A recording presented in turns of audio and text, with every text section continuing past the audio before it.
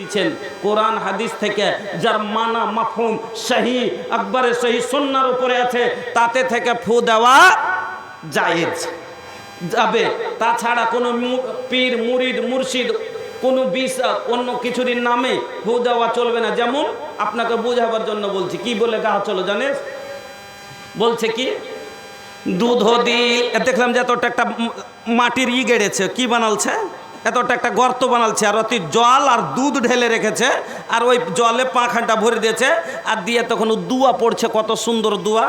দুধ দিলাম, চিনি দিলাম, আরো দিলাম লাউয়া রে। লাউয়া বুঝেন কি? লাউয়া ধানের খই, ধানের খই একে বলে লাউয়া। দুধ দিয়ে একটু করে দুধ ঢালছে, একটু করে চিনি ঢালছে, আর বিষ নামাইছে, নাউজুবিল্লাহ পড়েন। দুধ দিলাম, চিনি দিলাম, আরো দিলাম লাউয়া রে, বিষ নামিল রে দুধের পয়খরে। এটা দোয়া কোন কোরআনের পাতায় দেখাতে পারবেন? সে সিত্তার ভিতরে না হলো কোন জায়েব হাদিসের ভিতরে পাওয়া যাবে? আছে? নাই, নাই, কোনো জায়গায় নাই। তবে এইরকম ঢন্ড লোককে এনে আমরা বিষ নামাই না বন্ধু, এই বিষ নামানো যাবে না। আল্লাহর কোরআন বিষ নামিয়ে দেবে। নজর লেগেছে ও আমার মা জননীরা, বাড়ি থেকে বের হলে বাচ্চাকে নিয়ে যায়, অনেক সময় দেখি কপালের এক সাইডে একটা এত বড় করে কালো টিকলি দিয়ে দেয়। অনেক আমাদের বিহারে দেখি পায়ের তলায় গোবর লাগিয়ে দেয়, বাচ্চার পায়ের তলায় বাড়ি থেকে বের হলে একটু গোবর লাগিয়ে দেয়। কেন? যাতে নজর না লাগে। কাউকে নজরে লেগে গেছে, বলছেন নেংটির তলে বসারে আর ঝাঁঝর মাথায় ধর আর পানি ঢাল, তাহলে ভালো হবে। না না, ঝাঁঝর মাথায় দিতে হবে না, নেংটির তলেও ধরতে হবে না, কাজলতি হাতে করতে হবে না, মুড়া বাড়ুনে ঝাড়তে হবে না। তোমাকে করতে হবে কি? আল্লাহ রাব্বুল আলামিন বলেন, নবীজি আপনাকে শিখিয়ে দিয়েছেন সূরা নাস আর ফালাক পড়েন, একটা করে আয়াত পড়েন, একটা করে ফু দেন, ইনশাআল্লাহ ভালো হয়ে যাবে। অশিক্ষিতর দল ভরা আছে আমাদের ভিতরে গো। শিক্ষার কি গুরুত্ব আজ শিক্ষা যখন নাই, তার কারণে বুঝতে পারছেন, নিজে নিজে যখন জাগাতে পড়ছেন তখন বুঝতে পারছেন যে শিক্ষার কি গুরুত্ব আছে। হ্যাঁ, সমাজে বুড়াই থাকবে না, সমাজে কোনো গুনাহ থাকবে না। প্রত্যেকটা মানুষ যদি গুনাহ বোঝার মতন শিক্ষা পেয়ে নেয়, প্রত্যেকটা মানুষ যদি গুনাহ বোঝার সমান শিক্ষা পায়, তাহলে সমাজে গুনাহই থাকবে না। আমার বন্ধুরা, আল্লাহ রাব্বুল আলামিন বললেন, কুল হাল ইয়াস্তাবিল্লাযিনা ইয়ালামুনা ওয়াল্লাযিনা লা ইয়ালামুন। শিক্ষিত অশিক্ষিত কি কোনোদিন সমান হতে পারে? পারে না। আল্লাহ অন্য জায়গায় বলছেন, লাইসাল আমা কাল বাসীর, লাইসাল আমা কাল বাসীর। শিক্ষিত যেমন একটা চোখওয়ালা, একটা নেত্রবান আর একটা নেত্রহীন, দুইজন কোনোদিন সমান হতে পারে না। একটা লোকের চোখ আছে, ও এখান থেকে শামসি যাবে, এখান থেকে শামসি যাবে। আচ্ছা, ওর কাউরির প্রয়োজন আছে? যখন ইচ্ছা তখনই চলে যাবে, মন হলো উঠে চলে গেল। একটা লোক আছে, ওর নেত্রহীন, লোকটা অন্ধ, যদি সামান্য পায়খানাতে যায়, ওর প্রয়োজন পড়েছে, পায়খানা এত চাপ পেয়েছে, থাকতে পারে না, তারপর লোকটা কষ্ট করে বসে আছে, একটা লোকের পোতাকে ঢুঁড়ছে। কত লোকের কাছে ভারী, পোতা কইছে, কই রে কোন দিকে গেলে, কবে একটু হ্যাঁ গেলি আচ্ছা না, বলছি বুড়া কতদিন বাঁচবে, রাত ধরে টানতে হবে।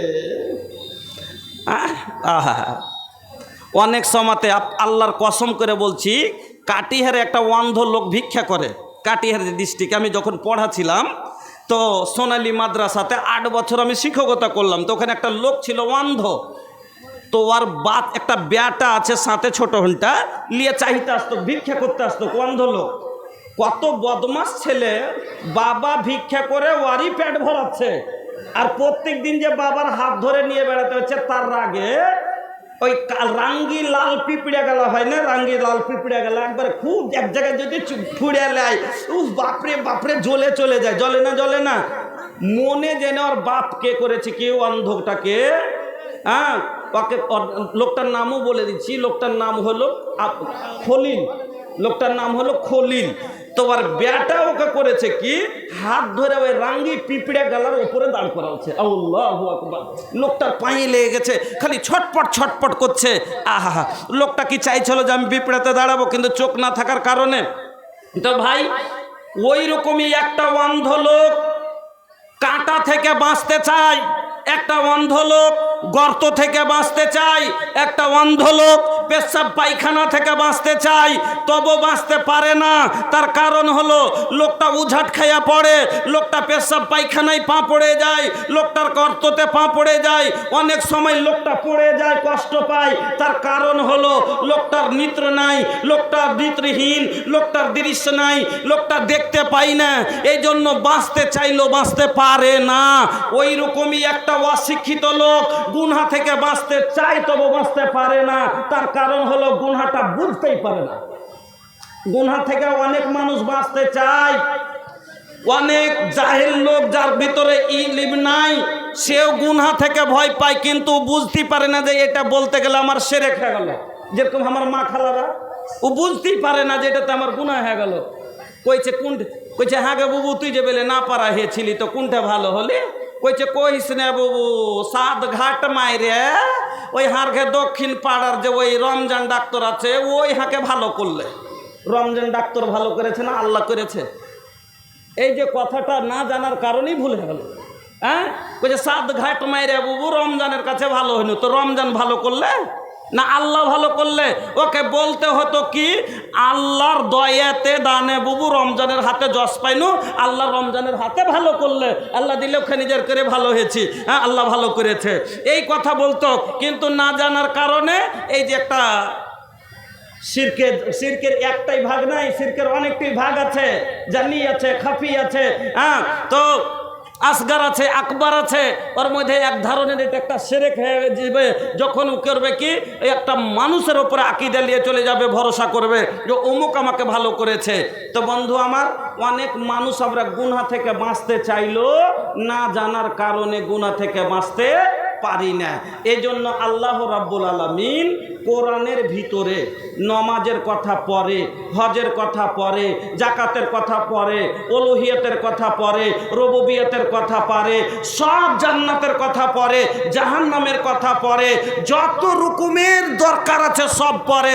সব আগে আল্লাহ বললেন একরা, পড়ার কথা। কেন? না শিখলে কোনোই কাজ করতে পারবেন না। পারবেন না। এই জন্য আল্লাহ বললেন আচ্ছা নামাজ পড়বেন, আল্লাহ আগে নামাজের আয়াত নাজিল করে দিলেন। নামাজের আল্লাহ বলে দিলেন আকিমিস সালাহ, তোমরা নামাজ পড়ো। এবার নামাজ কি সেটাও বুঝি না, কেমন করে পড়বো সেটাও জানি না, ওযু কেমন, ওযু কি জিনিস বুঝি না, ওযুও জানি না, ডাইরেক্ট পায়খানা পেশাব করে আসলাম, নামাজে দাঁড়িয়ে গেলাম, নামাজ হবে? হবে না। এই জন্য আল্লাহ রাব্বুল আলামিন আগে আপনাকে নামাজের কথা নয়, শিক্ষার কথা বললেন। আগে নামাজ শিখ, পরে নামাজ পড়। নামাজ পড়তে গেলে ওযু লাগবে, ওযু করতে গেলে ওযুর ফরজ কটা শিখতে হবে। এই জায়গাতে জিজ্ঞাসা করা যায় 75% মানুষ আছে ওযুর কয়টা ফরজ এখন বলতে পারবে না। পারবে? 75% মানুষ, 25% মানুষ হয়তো বলতে পারবে যে ওযুর ফরজ কয়টা, 75টাই পারবে না। ওযুর সুন্নাত কয়টা যদি জিজ্ঞেস করি, হয়তো 10টা লোক বলতে পারবে কি 20টা পারবে যে হ্যাঁ 10টা সুন্নাত, কিন্তু 80টাই পারবে না।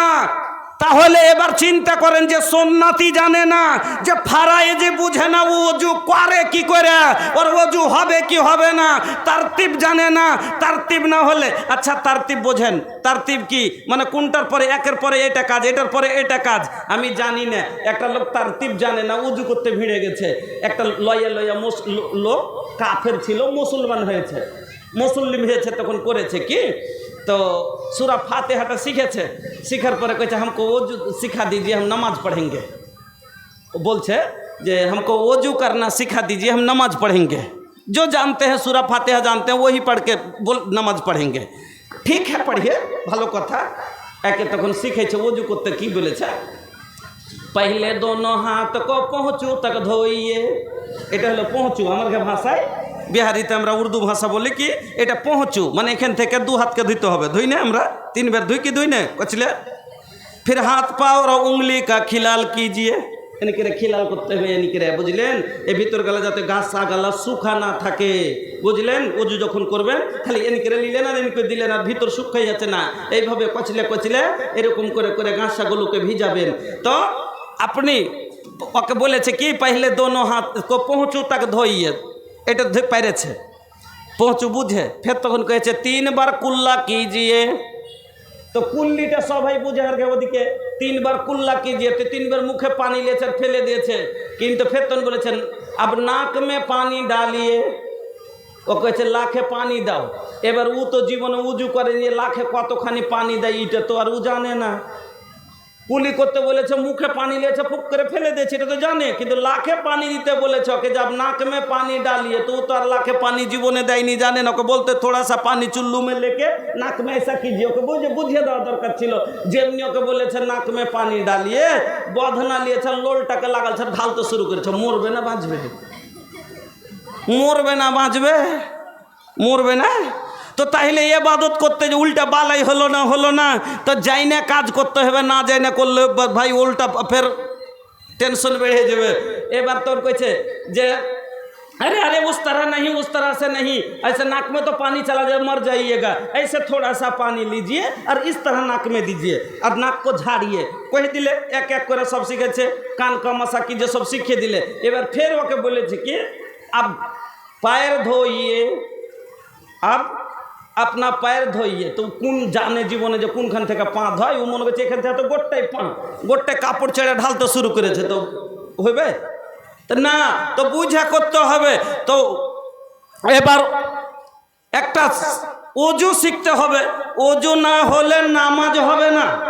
ওযু না হলে পাক হবে মানুষ, পাক হবে না। আর ওযু না পাক না হলে নামাজ হবে না, নামাজ না হলে নেকি হবে না, নেকি না হলে ভাগ্যে জান্নাত জুটবে না। এই জন্য আল্লাহ রাব্বুল আলামিন আগে বললেন একরা পড় পরে কর, আগে নামাজ শিখ পরে কর।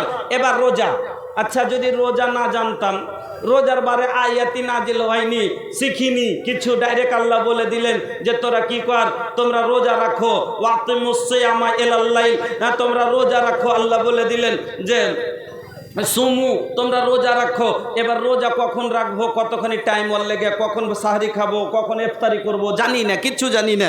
তো হবে রোজাতে কি কি জিনিস হালাল কোনটা হারাম আমি জানি না। আমি রোজা আল্লাহ খাইতে মানা করেছে খেলাম না, তা বাদে আর যত কাজ আছে সেটা করব, চলবে? রোজাতে চলবে কি চলবে না? অনেক গালা কাজ আছে যেটা মুখ খাওয়ার লয় কিন্তু তো করা যায় না। হ্যাঁ, যেমন নিজের স্ত্রী, এটা নিজের স্ত্রীকে ব্যবহার করা, এটা কি রোজার অবস্থাতে? আচ্ছা আমার খাইতে না মানা করেছে, রোজা রাখতে বলেছে, এতে তো মানা করেনি, তাহলে আমি না জানলে আমার রোজা হবে কি? এই জন্য আগে শিখ পরে রোজা। আগের শিক্ষা রোজা কতখানি রাখতে হবে, কিভাবে রাখতে হবে। হজ করতে যাবেন, সব ইবাদতের মূল এখানে ঢোকা আছে। হজ করতে যাবেন, হজের লেগে কি কি দরকার আছে, তালবিয়া শিখতে হবে। লাব্বাইক আল্লাহুম্মা লাব্বাইক লা শারিকা লাকা লাব্বাইক ইন্নাল হামদা ওয়ান নি'মাতা। আপনি কিছুই জানেন না, কিচ্ছুই জানেন না, তালবিয়া জানেন না, কোথায় ইহরাম বানতে হবে, কোথায় খুলতে হবে, কোথায় হালাল হতে হবে, কোথায় হালাক কোসার ছিলতে হবে, কিচ্ছুই জানেন না। আপনার কি হজ হবে? হবে না। তাহলে আগে শিখ পরে কর। এলেগে আল্লাহ রাব্বুল আলামিন সব আগে কি বললেন? শিক্ষার কথা। একরা পড়ো পরে করো, সব কাজ আগে শিখ। না পড়ে কাজ করতে গেলে ভাই হইবে? এই জীবনে নার্ভে ইঞ্জেকশন করেনি, আর যদি ডাইরেক্ট ওকে ইঞ্জেকশন করতে দিয়ে এই নার্ভে কেমন করে নাসে কেমন করে দিবে, গোটা নাসকে উপর থেকে উপর ফুটা করে ভিতরে বুঝেছে, উল্টে আপদ হয়ে যাবে। তো এবাদত না যাই না করলে এবাদত নিজের জানের উপরে বালাই হয়ে যাবে। এবাদত যদি ভালো সঠিক না হয় আমার বন্ধুরা, এজন্য জেনে করতে হবে ভাইজান আমার। এবার শিক্ষা হলো দু প্রকার, একটা হলো জেনারেল শিক্ষা, একটা হলো দ্বীনি শিক্ষা। জেনারেল শিক্ষা যেমন পড়তে গেলে ডাক্তার হয়, মাস্টার হয়, MBBS হয়, তারপরে বৈজ্ঞানিক হয়, দার্শনিক হয়, তারপরে আপনার যে আছে ইঞ্জিনিয়ার হয়। এই সবগুলো হলো কি জেনারেল শিক্ষা, দুনিয়াবি শিক্ষা। আর একটা হলো দিনী শিক্ষা, যেটা কোরআন হাদিসের শিক্ষা, আল্লাহ রসুলের শিক্ষা। মানুষের জীবনে দুটোই প্রয়োজন, মানুষের জীবনে দুটোই প্রয়োজন। আচ্ছা, দুনিয়াবি শিক্ষা, জেনারেল শিক্ষার প্রয়োজন আছে না নাই? আছে। যদি না থাকতো, জেনারেল শিক্ষা যদি না হতো, আজ সমাজে ডাক্তার হতো না। আর ডাক্তার না হলে আজ চিকিৎসা বিনা মানুষ মারা যেত, চিকিৎসার কারণে মানুষ কষ্টই পড়ে থাকতো। তাহলে ডাক্তারেরও প্রয়োজন আছে।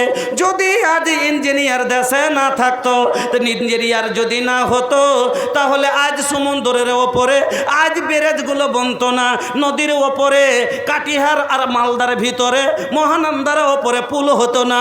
আর যখন পুল হতো না, আপনার কাটিহার আর মালদার যোগাযোগ ছিন্ন হতো, দুইজনের সম্পর্ক থাকতো না। কাটিহারের দরকার পড়লে অসুবিধা হতো, মালদার দরকার পড়লে অসুবিধা হতো। কাটিহারওয়ালার কষ্ট, মালদাওয়ালারও কষ্ট। এইরকমই মালদা ঢুকতে গেলে ইংলিশ বাজারে যেতে হবে, মালদা রথবাড়ি যাব, মধ্যখানে একটা ব্যারেজ আছে, যদি না থাকতো তাহলে অসুবিধা হয়ে যেত। এই জন্য বন্ধু আমার, ইঞ্জিনিয়ারও সমাজে দরকার আছে। কিন্তু একটা কথা মনে রাখেন, ডাক্তার এমনই একটা শিক্ষা, ইঞ্জিনিয়ারিং এমনই একটা শিক্ষা, যদি একটা লোক শেখে এলাকার জন্য সবারই যথেষ্ট হয়ে যায়। একটা এলাকাতে একটাই ডাক্তার, সবটি লোক যদি অসুখ হয়ে যায়, একটা ডাক্তারি ওষুধ দিয়ে ঠিক হয়ে যাবে। হবে না? হবে না? হবে। একটা ইঞ্জিনিয়ার এলাকাতে আছে, সবারের বাড়ি ঘরের ছকাইকে দিবে, এলাকার ব্রিজ সব লিখে দিবে, এইভাবে বানাইতে হবে। তো একটাতে হয়ে গেল। কিন্তু দিনই শিক্ষা এমন শিক্ষা যে আপনার ফরজ গোসল আপনার বাপ জানা করলে হবে না, হবে? আপনার গোসল আপনাকে করতে হবে, আপনার নামাজ আপনাকে পড়তে হবে, আপনার ভাইয়ের জানাজা আপনার জানা যে আছে, যে দরকার আপনার ভাইয়ের করাতে হবে না, হবে? হবে না। আপনার নামাজ আপনাকে পড়তে হবে, আপনার পাকি আপনাকে অর্জন করতে হবে। এ হলো দিনী শিক্ষা। দিনী শিক্ষা হলো মানুষকে দুনিয়া আখেরাত দু জায়গাতে সম্মান দেয়। আল্লাহ রাব্বুল আলামিন বলছেন, ইরফাউল্লাহুল্লাযিনা আমানু ওয়াল্লাযিনা উতুল ইলমা দারাজাত। আল্লাহ ইলমওয়ালার দরজা সব সময় উঁচা করেছে। যার ভিতরে জ্ঞান আছে, শিক্ষিত লোকের সম্মান আল্লাহ সব সময় উঁচু করেছে। এই জন্য বন্ধুরা আমার, জেনারেল শিক্ষা হোক বা মানুষের কাছে যদি জেনারেল শিক্ষিত ডাক্তার আছে, মাস্টার আছে, ইঞ্জিনিয়ার আছে, তবে ও দুনিয়াতে ইজ্জত পাবে, আখেরাতে ওর কোনো নাম নেই। কারণ ওকে দুনিয়াতে মাস্টার বলবে, ডাক্তার বলবে, প্রফেসর বলবে, ওর আখেরাতে নেই। কিন্তু দিনই শিক্ষা এমন একটা শিক্ষা যাকে দুনিয়াতেও আছে, আখেরাতের বদলা পাবেন আপনি, দুটাই। এই জন্য বন্ধু আমার, এবার শিক্ষা আপনার কত বড় দামি জিনিস আসেন আপনাকে বোঝায়। এ শিক্ষার ফলে হযরত আদম আলাইহিস সালাম সমস্ত ফেরেশতার উপরে সম্মানিত হয়েছিলেন। ওয়াহাদাল ইলম আল্লাযী ওয়াজাদা বিহি আদম আলাইহিস সালাম ফাদিলাতান ওয়া কারামাতান আলাল মালাইকা। बचपन बीतल अरे बीतली जवानी, आइल बूढ़ापा फिर भी छूटल नाना दानी, छूटल नाना दानी। बचपन बीतल अरे बीतली जवानी, आइल बूढ़ापा फिर भी छूटल नाना दानी, छूटल नाना दानी। मौत ये बहाना बा, दुनिया ये मुसाफिर खाना बा। पैदा दुनिया में होइले बेकार बेटा, रहले बचपन से अब तक गंवार बेटा। नैता पढ़ ले मदरसा में कुरान तू, नैता पढ़ ले मदरसा में कुरान तू। नहीं छोड़ो जाना माजो से प्यार बेटा, नहीं छोड़ो जाना माजो से प्यार बेटा। 50% বেশি মানুষ কোরআন পড়তে জানে না। তাহলে বলেন যে কোরআনই পড়তে পড়তে জানে না, মাদ্রাসার মুখেই দেখেনি, সে কেমন করে নামাজি হতে পারে? ও নামাজের গোড়ায় যায়নি, কোনোদিন নামাজের স্থানে পৌঁছেনি। ও বন্ধু আমার, শায়ের বলছেন হাররিজ বানি কা আলাল আদাবে ফিসে গারে কাইমা তাকিররা বিহিম আইনাকা ফিল কেবারে ওয়া ইন্না মাসালুল আদাবে তাজমাউহা ফিমন ফুয়ানিস সাবা কান্নাকসে ফিল হাজারে। তোমার সন্তানকে যদি তুমি চোখ জোড়া করতে চাও, তুমি যদি চোখের জ্যোতি তৈরি করতে চাও, চাই না আমরা সন্তানকে চোখের জ্যোতি করতে চাই না চোখ জোড়া সন্তান। চোখ জোড়া সন্তান কোন গেলে গো? বুঝতে পারছেন কথা তো? আপনি বাইরে চলে গেছেন হাঁটার রোড দিয়ে, আর দেখছেন যে দুটো মানুষ গল্প করছে, আলগা লোক গল্প করছে। কইছে কি হয়েছে ভাই, কিসের? কইছে আরে ভাই কইয়া নেই, গ্রামের দুটো ছেলে দেখা হয়েছিল রাস্তাতে, ওই ছেলে দুটো যদি না থাকতো তাই যে কত বড় বিপদে পড়তাম। ছেলেটার নাম হলো জাকির হোসেন, ওর বাপ হলো আমজাদ আলী। হ্যাঁ, এত ভদ্র ছেলে গো, এত ভালো ছেলে, আর ওইটাই হলো আমজাদ আলী নিজে। আচ্ছা, ওর মনটা খুশি হবে না যে আমার সন্তানের নাম হয়েছে? হ্যাঁ, যে আসেও বলছে না আপনার ছেলে এরকম ভালো, ও বলছে নাম করছে তো ভালো। তো শায়ের বলছে যদি চোখের জ্যোতি সন্তানকে করতে চাও, তাহলে তোমার সন্তানকে বাল্যকালে আদব দাও, তোমার সন্তানকে ছোট্ট বয়সে আদব দাও। কেন শোনো, যেমন পাথরের লেখা কোনোদিন মিটে না, ছোট্টর দেওয়া অভ্যাস কোনোদিন ছুটে না। এই জন্য বাচ্চাকে ছোট্ট থেকে অভ্যাস করতে হবে।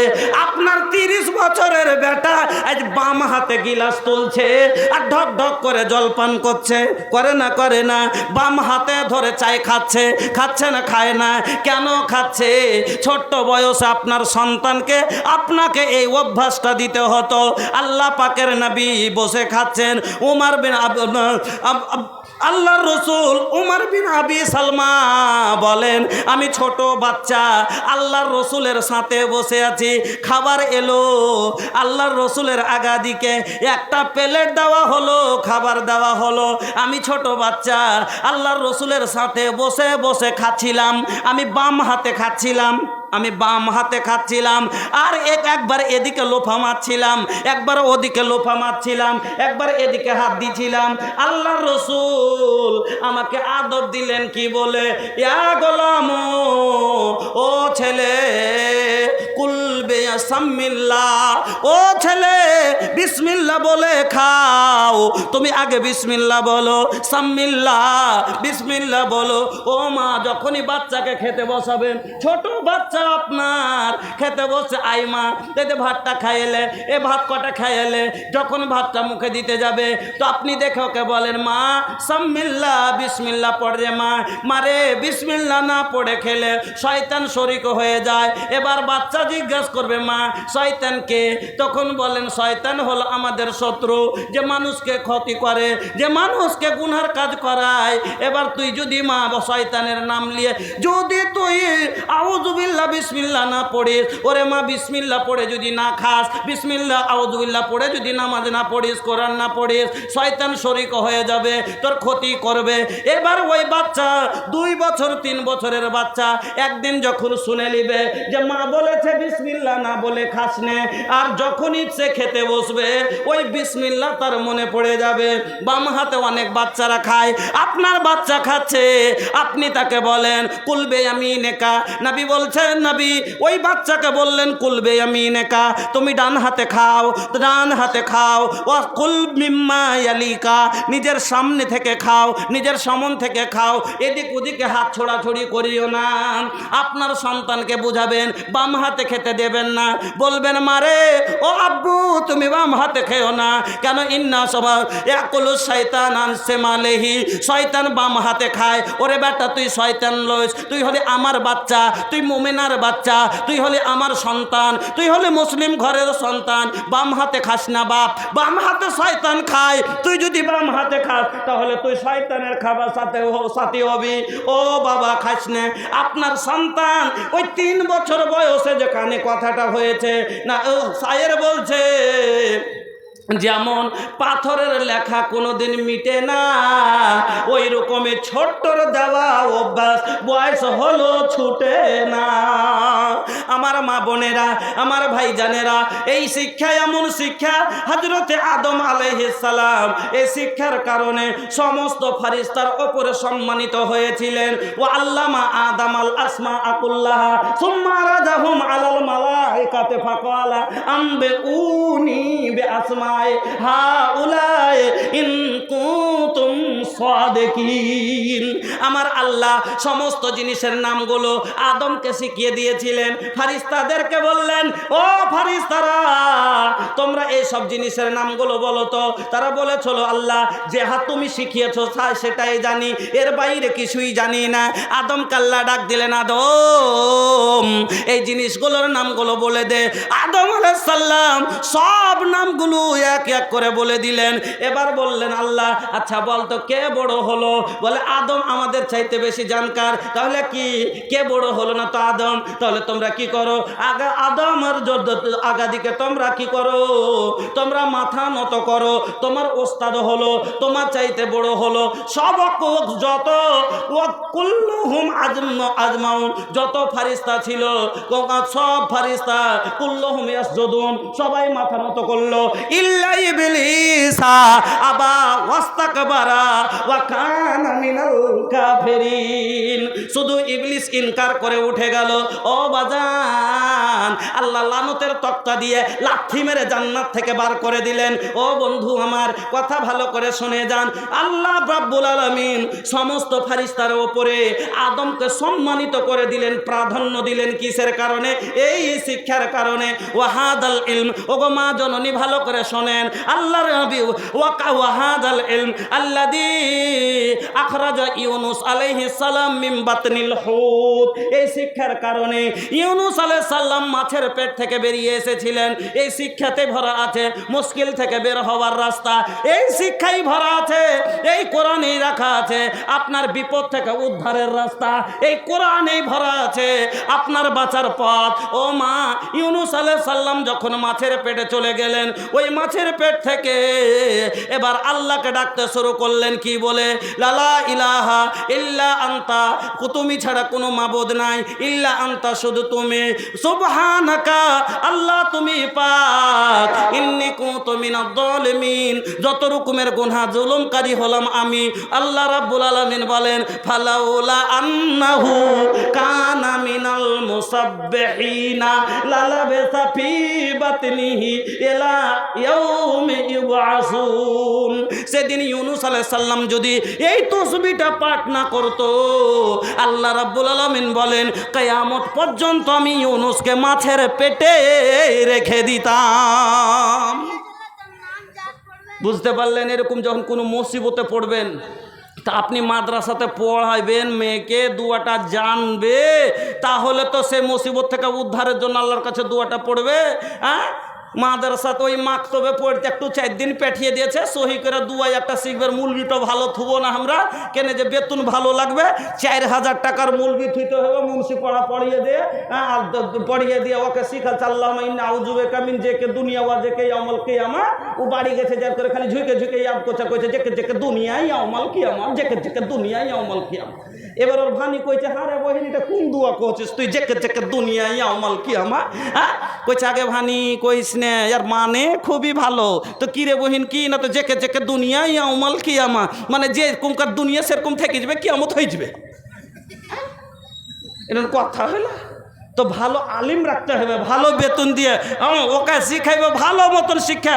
আর তাহলে অনেক বিপদ থেকে উদ্ধার দুয়াতে মানুষ পাবে না, পাবে না। হ্যাঁ, ইউনুস আলাইহিস সালাম আল্লাহ নিজে বলছেন সূরা সাফফাতের ভিতরে, ইউনুস যদি সেদিন খালি এই তাসবিহটা পাঠ না করত, কিয়ামত পর্যন্ত আমি মাছের পেটের ভিতরেই তাকে রেখে দিতাম। আল্লাহু আকবার। এত বড় 7 সমুদ্রের তলে মাছের পেটে অন্ধকারের থেকে আল্লাহ যদি ইউনুসকে উদ্ধার করতে পারে, আমরা পড়লে কি আল্লাহ আমাদের বেমার থেকে উদ্ধার করবে না? অবশ্যই করবে। কিন্তু জানলে তো পড়বে।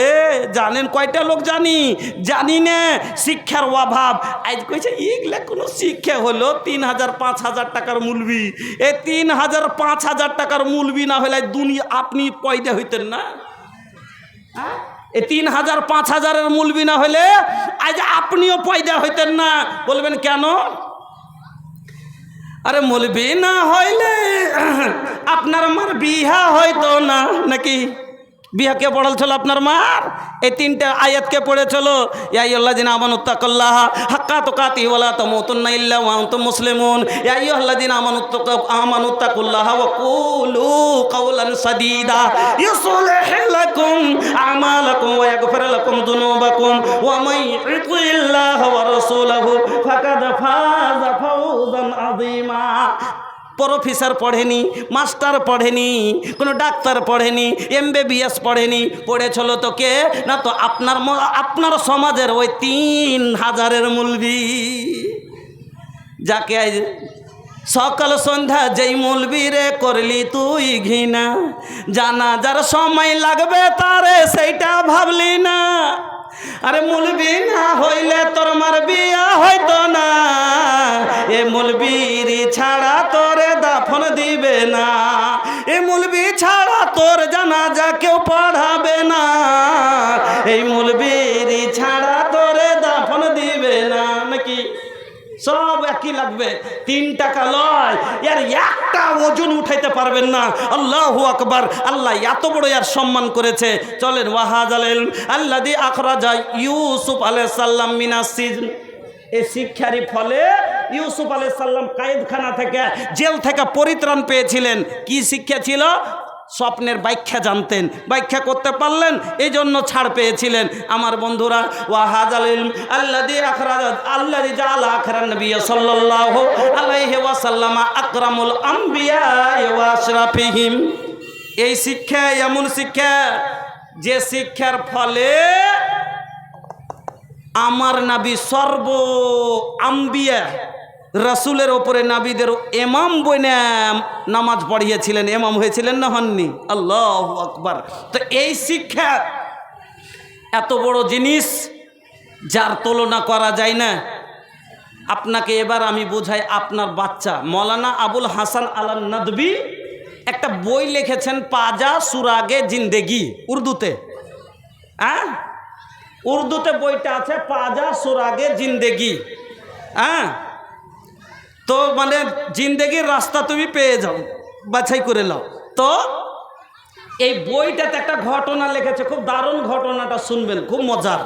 যে একটা লোক হাল চাষ করতে গেছে,